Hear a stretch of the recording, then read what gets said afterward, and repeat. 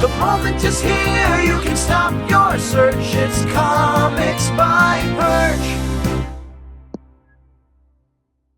Hey everybody, this is Perch. I'm going to use an analogy in this video that is absolutely going to cause trouble with YouTube. So, we'll see how it goes. But there's a Saturday Night Live clip where The Rock was hosting, and it is the premise of the skit. It's funny. What I love about it is it's this low key comedy, very very low key comedy. I don't know why The Rock decided to portray the character the way he did, but it's absolutely perfect how it's done. So the premise is that it's a evil scientist convention, and they're having a evil invention, seminar or something. They're basically the scientists are evil invention contest. First one gets up, it's like it's a shrink ray, and the second one comes up, it's like I built a freeze ray, and then The Rock comes up and goes, I have built a robot that molests children, and it's the delivery, it's how he does it that is just that it sells the entire bit because he's like. The other evil scientists are all horrified, like, "Oh my God, that's horrifying!" And The Rock's like, "Yes, because I am a villain. The purpose was to build an evil invention." And everybody's like, "Yeah, you can't do that. That's evil." It's like, exactly. Anyway, I think about that skit a lot because of two things. One, comic book villains. As I've done other videos before, as we talked about in the past. The challenge I think you have with comic books right now is the villains are either written to be cartoonish Twitter people, so it's like random racist, and it's not even really clear what it is that they're racist about. When you read the comic, it's like, we don't like people who are Mexican in the subway. Like that's there's a protest of racist people saying no Mexicans in the subway. Like it's just a very weird portrayal of racism. Yes, that would be racist, but that doesn't really feel like the best way to, if you're portraying the villainy of racism, a bunch of white dudes in red hats saying no Mexicans in the subway feels like a very weird way to do that. That's not right. That doesn't work. Or the villain is super sympathetic. It's like, well, I'm a villain and I do evil things, but simultaneously I do recycle and I do care about global warming. Damn that Reed Richards. I mean, what's funny is the portrayal of Dr. Doom a lot lately. Like there's a comic where Dr. Doom's like, well, I'm not a barbarian. I do have affirmative action hiring plans for my henchmen of Latveria, and I also contribute to recycling plants. And I mean, God knows that, Donald Trump is a monster. I mean, I'm not a monster like he is. Like, this is Dr. Doom. This is somebody who, there's comic books, in continuity comic books of him skinning people alive, selling people to the devil, committing mass genocide on other realities. I mean, like, don't try and, you don't need to give Dr. Doom a good side. You don't need to give the Red Skull a good side. But I think about this clip that The Rock did as like, it's meant to be a joke, but it gets it. Villainy is just villainy. And it's one of those weird aspects where, again, I've chatted with a decent number of creators who always say, their editors ask them to tone it down. When they do go for a true villain, the editor's like, ooh, I don't know, this may be a little over the top. It's a little bit too evil. It's like, except this is Darkseid or the Joker. Like, what does that mean? Too evil? Like, why are we wanting to come back from that? That's very, very strange. And the conclusion that I've gotten as we've got into this is, the writers are afraid that if they write a real villain, something really sick, that the people will go, this is actually how the writer thinks, and then the writer will be called a racist or a bigot or any of those things if they write characters like that. And I find that absurd, but I also get why people are concerned. I find that absolutely insane, but yeah, okay, it would happen.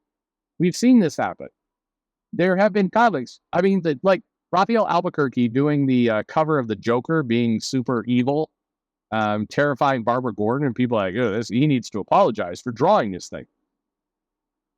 The Joker is a bad guy. Why are you apologizing for drawing the Joker as a villain? Part of what I mean, the only thing I can come to, and as time has evolved, and I've talked about this with a lot of different people and got different ideas. The only thing I can come to is that people somehow want they want the Joker to be simultaneously evil and also want to feel good about what they're reading, and say they're worried if they read something. It's just weird. It's just altogether weird, and I guess the other factor is I've also heard writers say, well, we can't just do a comic book where the good guy beats the bad guy because that's been done before. And my answer is, but hang on, why not? Like, that's why a lot of people are buying comics, literally, so they could read about the good guy beating the bad guy. That's why they're reading the comic in the first place. That's the reason why they bought the comic, is to see good versus evil. And spoiler, most of the people buying the comics are not buying them hoping that they're going to see a comic where evil really fucks everything up and beats the hero, and it's done. They're buying a comic hoping to see the good guy prevail. It's kind of the point of purchasing the comic. So anyway, it's all very weird. But that clip from The Rock, I'll try and put bits in the video, but the joke won't convey well because if I put in too much, then YouTube flags it or copyright infringement. So I can only put in little bits before they get all pissy about it. But I'm sure there's a way to have it. People are always like, well, but you just need to do X, Y, and Z. And then, okay, fine. It's not worth that much trouble. But go find the clip. I'll put it in the description or something and watch it. It's funny. It's just the delivery is really, really good. But it really conveys to me exactly what's going on with the U.S. comic industry in particular right now, which is we want villains, but we want villains that we're comfortable with.